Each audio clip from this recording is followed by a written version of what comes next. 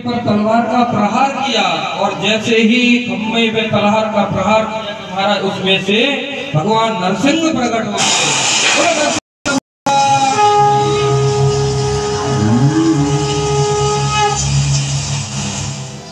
तो महाराज नरसिंह भगवान इतनी जोर से शब्द करते हुए उस खम्भे को फाड़ कर महाराज बड़ी बड़ी दाढ़ी, बड़ी बड़ी मूंछें, शेर जैसा मुख, मनुष्य जैसा शरीर, बड़े बड़े नख और महाराज हुंकार करते हुए और उस खम्भे से प्रकट हो गए।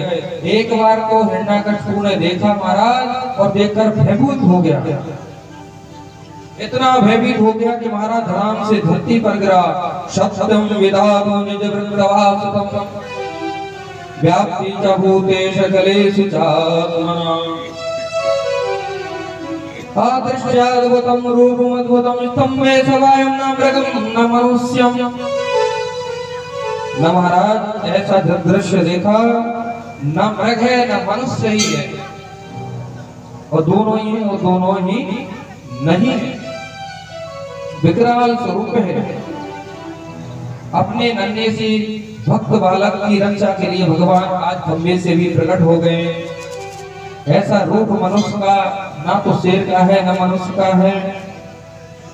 हिरण्यकशिपु ने अब जैसे ही हिरण्यकशिपु भगने लगा तो भगवान ने उसे पकड़ लिया और पकड़कर अपनी जंघाओं पे पटक लिया। महाराज छूट कर पुनः दूरा भागता है और भगवान ने युद्ध हुआ और भगवान ने उसे पकड़कर अपनी जंघाओं पे डाल लिया। जैसे ही जगहों पे रखा महाराज बीच दरवाजे में भगवान बैठ गए और डाल दिया और नरसिंह भगवान बोले अब तुम्हें मैं मारूंगा। तो हिरण्यकशिपु कहता है महाराज मुझे आप नहीं मार सकते, मैंने परमात्मा से वरदान प्राप्त किया है। बोले क्या वरदान मांगा है? मैंने ब्रह्मा जी से वरदान मांगे हैं कि ना दिन में मांगू ना रात में। तो भगवान ने कहा तुम्हें क्या दिखाई दे रहा है, ये दिन है कि रात है? बोले महाराज ये तो संध्या का समय है, संध्या कालीन का समय है। संध्या के बीच संध्या के बीच में जो समय होता है वो संध्या कहलाता है। बोले महाराज ये तो संध्या का समय है। बोले मैंने ब्रह्मा जी से एक वरदान और मांगा था, आप तो फिर भी मुझे नहीं मार सकते। हिरण्यकशिपु बोला ये ना तो दिन है ना रात है, मुझे नहीं मार। मैं एक वरदान और मांगा था ना मैं बाहर मरूं ना भीतर।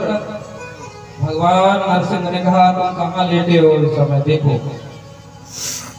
बाहर हो के भीतर है? बोले महाराज ना बाहर है ना भीतर है। तो कहाँ हो? बोले बीच देरी कर। बोले मैंने एक वरदान और मांगा था ब्रह्मा जी से। भगवान ने कहा क्या? बोले मैंने मारा था, वरदान मांगा था कि ना धरती में मरूं ना आकाश में।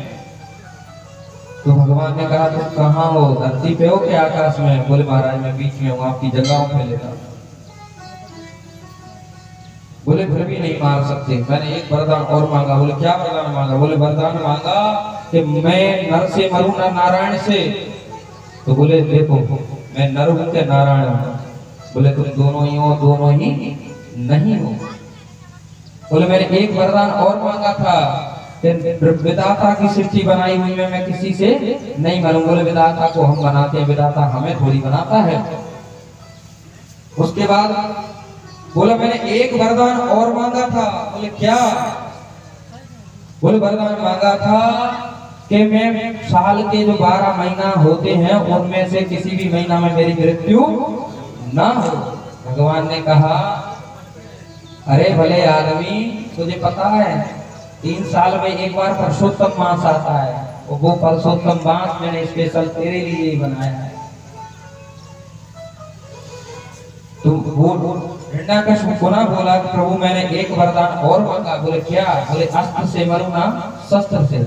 बोले देख मेरे पास क्या दिखा रहा है, तुझे अस्त्र है कि शस्त्र है? मैं इन नाकों से ही तेरे छाती को फाड़ूंगा। महाराज सभी वरदान पूर्ण हुए। भगवान ने उसकी आंतड़ियां एकदम छाती को फाड़ के आंतड़ियां निकाल ली और उन आंतों को निकालकर अपने गले में पहन लिया और बड़ा हुंकार करते हैं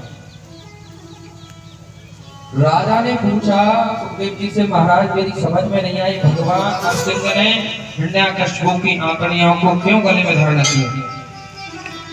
सुखदेव जी बोले, प्रभु ने सोचा कि राक्षस है, लेकिन राक्षस होने के उपरांत इसने प्रहलाद भक्त जैसे को जन्म दिया, और प्रहलाद भक्त ऐसे कुल में ऐसे भक्त उत्पन्न होते हैं उनकी एक नहीं 21 पीढ़ियां कर जाती है। हमारा सात मातृपक्ष की, 7 पितृपक्ष की और 7 ससुराल पक्ष की 21 पीढ़ियां कर जाती हैं। अब महाराज नरसिंह भगवान बड़े कोप में बैठे, अब उनके पास जाए तो ब्रह्मा जी ने लक्ष्मी जी से कहा, पति जी कितने भी क्रोधित हो, अगर माता जी आ जाए तो पति जी की गुस्सा तुरंत शांत हो जाती है। अब और तो कोई जा नहीं सकता, तो लक्ष्मी जी से कहा कि आप ही जाओ। माता, जब तक आप नहीं जाओगी, जब तक प्रभु का क्रोध शांत नहीं होगा। अब लक्ष्मी जी को पता कि वहां बब्बर शेर बने बैठे। लक्ष्मी जी ने एक थाली सजाई, उसमें रोली रखी, चंदन रखा, केसर रखा, कस्तूरी रखी, दीपक रखा, मिठाई रखी, चावल रखे। महाराज जल का पात्र लिया, उस थाली को सजाकर वो बड़े भाव से भगवान की आरती करने के लिए चली। लक्ष्मी जी जब वहां पहुंची, उन्होंने वो दृश्य देखा, ना तो सिंह है ना मनुष्य, ऐसा विकराल रूप भगवान नरसिंह भगवान का जब विकराल रूप देखा, और देखकर फिर भी हिम्मत मांगते एक बार को समीप जाने की चेष्टा की, और भगवान ने जैसे ही हुंकार भरी तो लक्ष्मी जी वहीं थाली पटक कर दैया मैया करते हुए, भगवान ये भगवान नारायण नहीं हो सकते, ये तो कोई शेर बैठा है। महाराज इतना विचित्र स्वरूप है भगवान नरसिंह का। लक्ष्मी जी भी भगवान के क्रोध को शांत नहीं कर सकी, हुंकार किया तो लक्ष्मी जी भयभीत होकर वहां से भागकर चली गई। नारद जी ने सोचा ब्रह्मा जी स्तुति करें चाहे शिव जी स्तुति करें, चल लक्ष्मी जी ने तो प्रयास करके देख ही लिया है, लेकिन जब तक प्रहलाद जी नहीं जाएंगे तब तक वो भगवान का क्रोध शांत नहीं होगा। अब महाराज ब्रह्मा जी ने, क्योंकि गाय कितनी भी मरती हो क्यों ना हो, मारते हो और बछड़ा अगर पास में हो तो वो बिल्कुल उससे बोलती भी नहीं। ब्रह्मा जी ने पुनः प्रहलाद जी को भगवान के समीप भेजा। प्रहलाद जी को देखते ही नरसिंह देव ने उन्हें अंत में भर लिया, और महाराज जैसे गाय चाटती है ना अपने बछड़े को, उस प्रकार से भगवान प्रहलाद जी को चाटने लगे। चाटते हैं और प्रहलाद जी ने बड़ी सुंदर स्तुति की है भगवान की।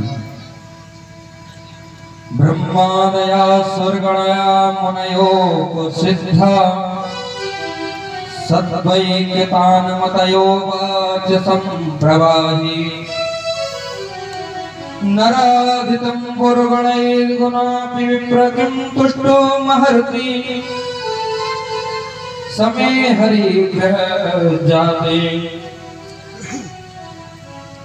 बड़े बड़े देवता कहते हैं ब्रह्मा दया सुरगण,